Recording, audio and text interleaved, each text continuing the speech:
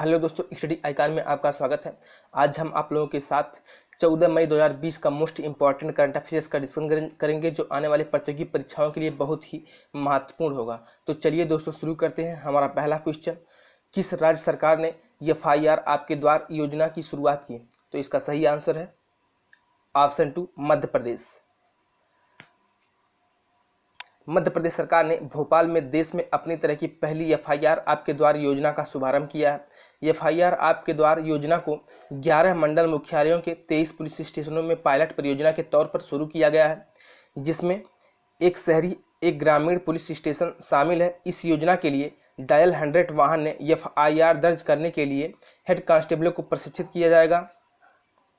इसके जरिए सामान्य शिकायतों के लिए FIR मौके पर ही दर्ज की जाएगी, जबकि गंभीर शिकायतों के मामले में वरिष्ठ अधिकारियों से परामर्श मांगा जाएगा।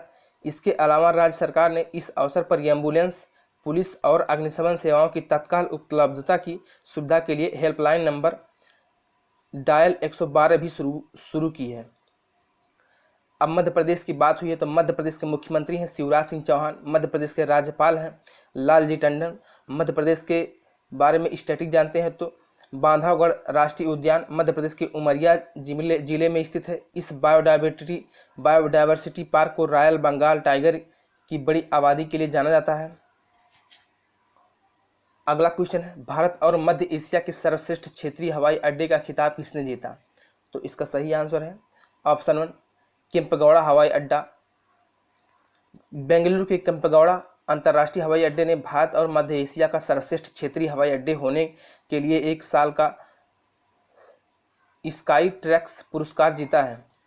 इस एयरपोर्ट को ग्राहकों द्वारा वर्ष 2020 के वर्ल्ड एयरपोर्ट अवार्ड में पिछले 4 साल में तीसरी बार भारत और मध्य एशिया के सर्वश्रेष्ठ क्षेत्रीय हवाई अड्डे के रूप में वोट दिया गया था।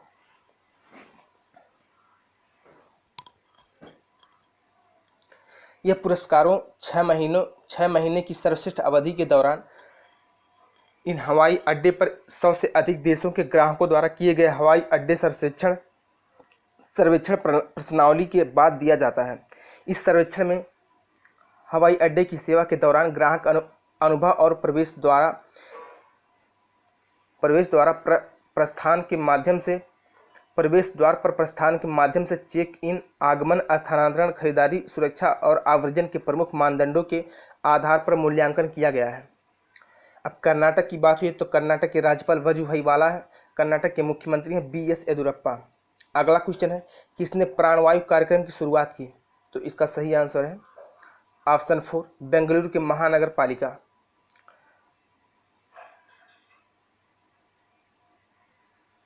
कर्नाटक की बुरहट बेंगलुरु महानगर पालिका द्वारा प्राणवायु नामक एक कार्यक्रम शुरू किया गया है। यह कार्यक्रम नगर निगम द्वारा बेंगलुरु वासियों के लिए श्वसन स्वास्थ्य की जांच कराने की आवश्यकता के बारे में जागरूकता बढ़ाने के लिए शुरू किया गया है, क्योंकि जिले में अब तक 175 कोविड-19 संक्रमित मामलों की पुष्टि हुई है।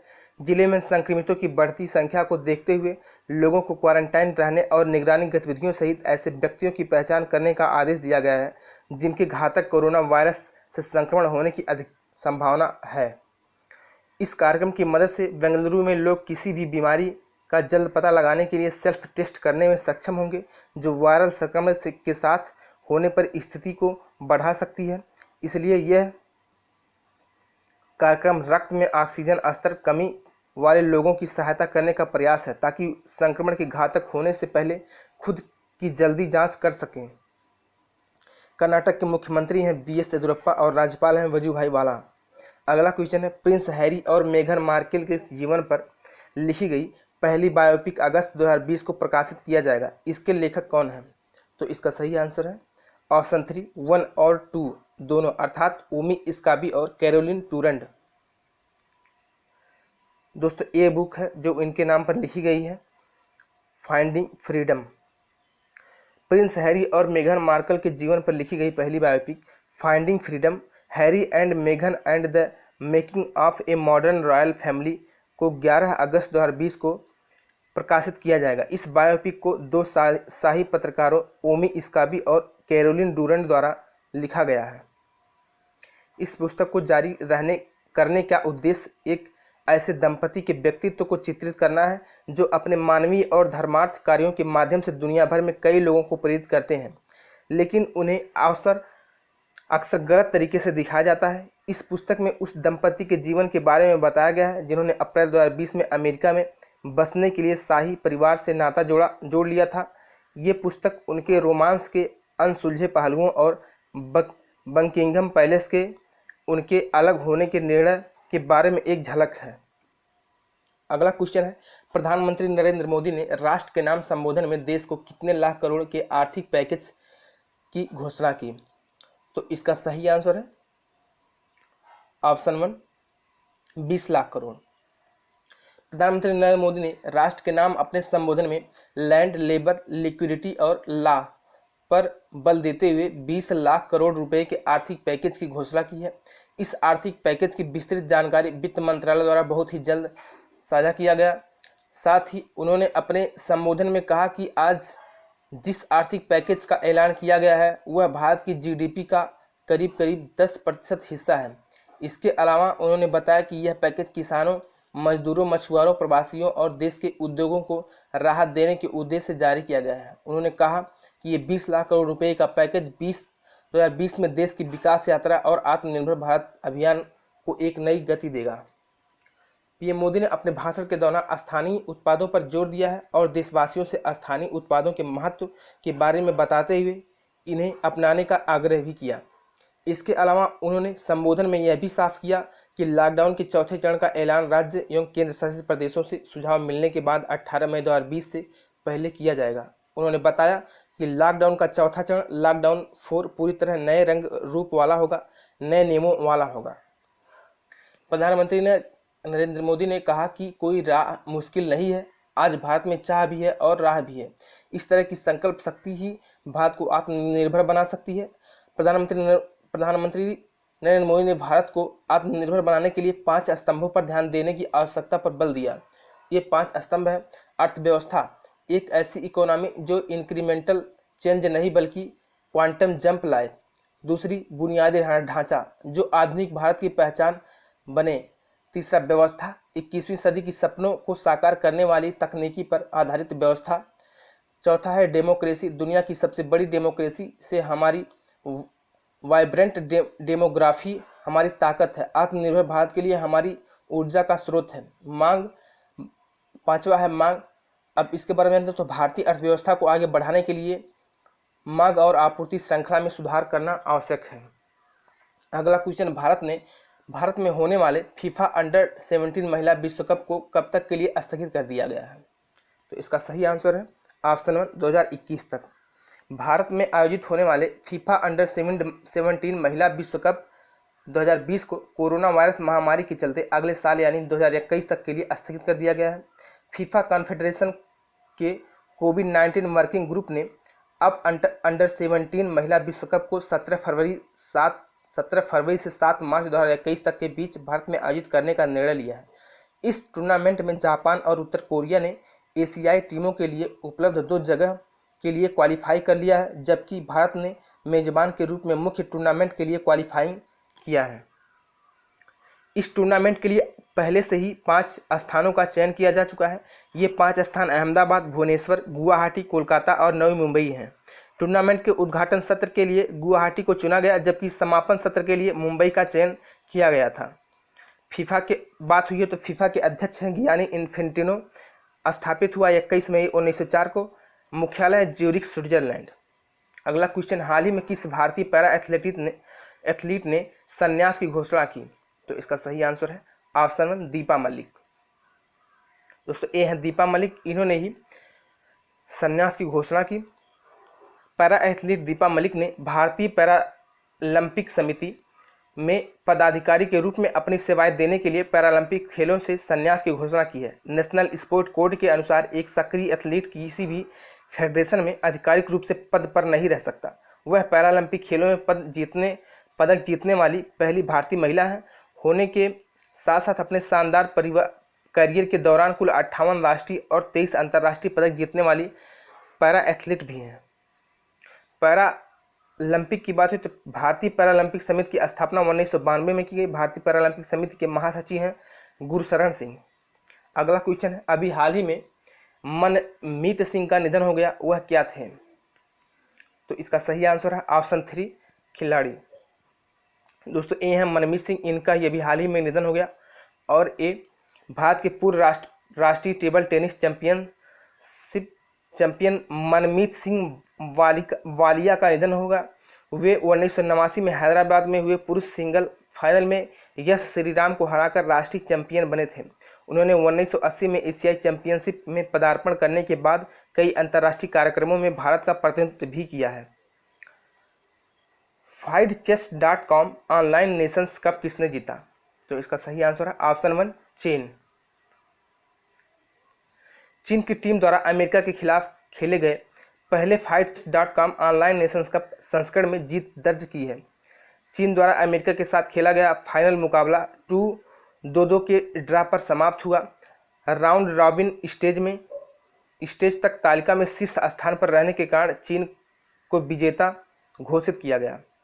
इस टूर्नामेंट में भारत 5वें स्थान पर रहा। इस सुपर फाइनल में शीर्ष ग्रैंड मास्टर से लैस 6 अंतर्राष्ट्रीय टीमों के बीच हुई हाई लेवल मुकाबले के बाद इस 6 दिनों तक चली ऑनलाइन प्रतिस्पर्धी शतरंज का समापन हुआ।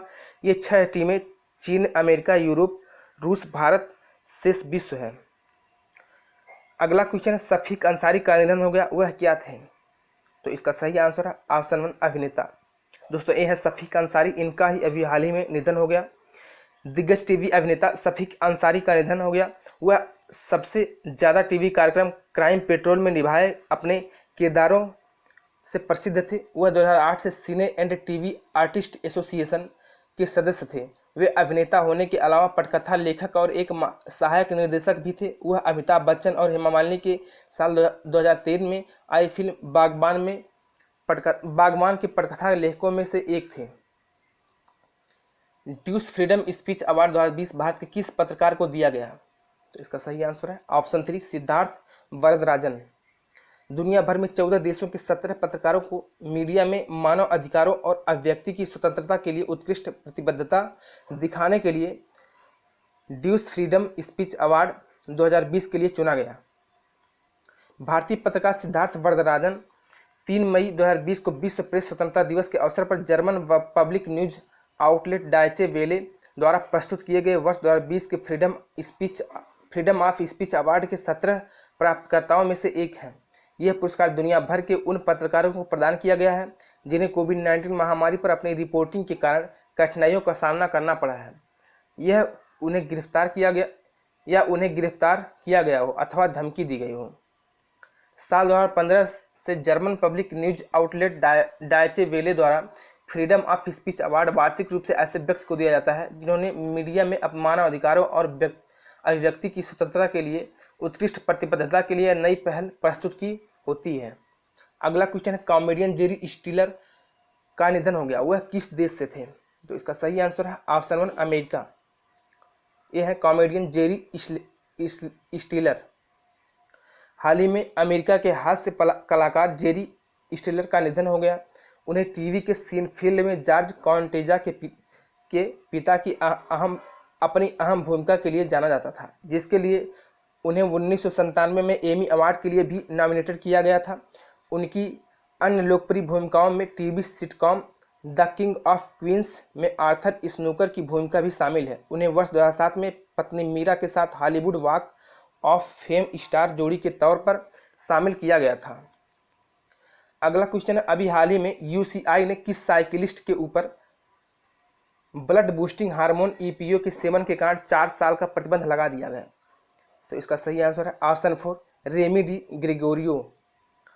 इंटरनेशनल साइकिल यूनियन यूसीआई द्वारा French cyclist Remy Di Gregorio पर प्रतिबंधित ब्लड बूस्टिंग हार्मोन ईपीओ का सेवन करने के लिए 4 साल का प्रतिबंध लगाया गया। रेमी डी ग्रेगोरियो को 8 मार्च 2018 को पेरिस से नीस की लंबी दूरी की ट्रिप के दौरान किए गए डोपिंग टेस्ट में प्रतिबंधित ब्लड बूस्टिंग हार्मोन लेने का पॉजिटिव पाया गया था।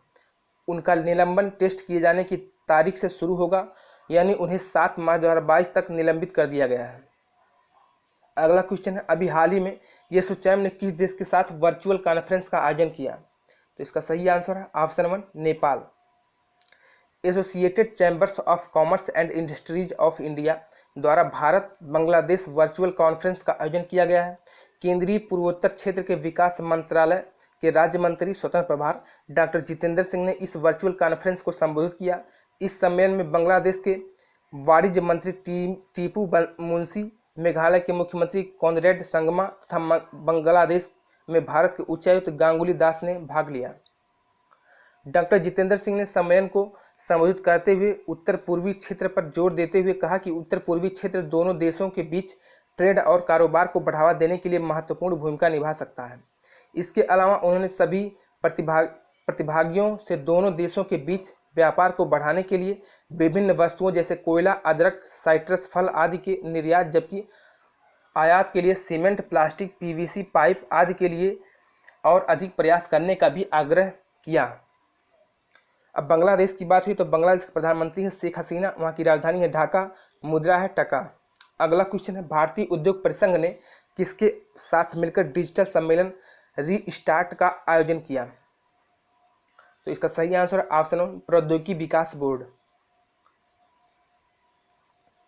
प्रौद्योगिकी विकास बोर्ड, टेक्नोलॉजी डेवलपमेंट बोर्ड और भारतीय उद्योग परिसंघ द्वारा संयुक्त रूप से एक डिजिटल सम्मेलन रीस्टार्ट का आयोजन किया गया है। केंद्रीय विज्ञान और प्रौद्योगिकी, पृथ्वी विज्ञान और स्वास्थ्य एवं परिवार कल्याण मंत्री डॉक्टर हर्षवर्धन द्वारा डिजिटल सम्मेलन रीस्टार्ट को संबोधित किया गया है। इस सम्मेलन का आयोजन राष्ट्रीय प्रौद्योगिकी के अवसर पर किया गया था। अब रीस्टार्ट का फुल फॉर्म क्या है? तो reboot the economy through science, technology and research translation. Doctor Harshvardhan ने सम्मेलन के दौरान नई खोजों, उद्योग साझेदारी और उन्नत शोधों द्वारा कोविड-19 का मुकाबला करने के लिए S&T द्वारा निभाई गई भूमिका पर जोर दिया है। इस सम्मेलन में चिकित्सा और चिकित्सा प्रौद्योगिकी, उन्नत सामग्री, नई प्रौद्योगिकी की क्षितिज, सतत भविष्य और वैश्विक नवाचार के लिए उन्नत विनिर्माण प्रौद्योगिकी और वैश्विक आर्थिक नेतृत्व के लिए प्रौद्योगिकी गठबंधन विषयों पर तकनीकी सत्र आयोजित किए गए। अगला क्वेश्चन, कहाँ के सोहराई खोबर पेंटिंग को GI टैग दिया गया? तो इसका सही आंसर है ऑप्शन 3 झारखंड। सोहराई खोबर पेंटिंग के बारे में जानते हैं तो झारखंड की स्थानीय आदिवासी महिलाएं द्वारा सोहराई खोबर पेंटिंग बनाई जाती है, जो एक पारंपरिक और अनुष्ठानिक भित्ति चित्रकला है। यह हजारीबाग जिले में अधिकांश स्थानीय फसल काटने और विवाह के समय के दौरान ही प्रचलित है। इसे बनाने के लिए झारखंड के हजारीबाग जिले के क्षेत्र में मिलने वाली विभिन्न रंगों की स्थानीय और प्राकृतिक रूप से उपलब्ध मिट्टी का उपयोग किया जाता है। अब झारखंड की बात हुई तो झारखंड के मुख्यमंत्री हेमंत सोरेन, राज्यपाल है श्रीमती द्रौपदी मुर्मू। अगला क्वेश्चन, कहाँ के तेलिया रुमाल को GI टैग दिया गया है? तो इसका सही आंसर है ऑप्शन 2 तेलंगाना। तेलिया रुमाल के बारे में जानते हैं तो तेलिया रुमाल बनाने के लिए कपड़े के कॉटन लूम के साथ जटिल हस्त निर्मित का काम शामिल है, जो केवल पारंपरिक हथकरघा प्रक्रिया का उपयोग करके बनाया जा सकता है और किसी अन्य यांत्रिक साधनों द्वारा नहीं। लेकिन तेलिया रुमाल 3 विशेष रंगों जैसे लाल, काले और सफ़ेद में आता है और विभिन्न प्रकार के डिजाइन इसकी विशिष्टता का प्रतीक है। तेलंगाना की बात हुई, तेलंगाना के मुख्यमंत्री है चंद्रशेखर राव, राज्यपाल है तमिलिसाई सौंदरराजन। दोस्तों आज यहीं तक। अगर आपको वीडियो अच्छा लगा हो तो लाइक करें, कमेंट करें और शेयर करें और सब्सक्राइब जरूर करें। उसके साथ साथ बेल आइकन को जरूर दबाएं, जिससे हमारे द्वारा दिए गए सारे वीडियो का नोटिफिकेशन आपको मिलता रहे। अगर आपको इस वीडियो का PDF चाहिए तो डिस्क्रिप्शन बॉक्स में इस वीडियो के PDF को भी डाउनलोड कर सकते हैं। धन्यवाद।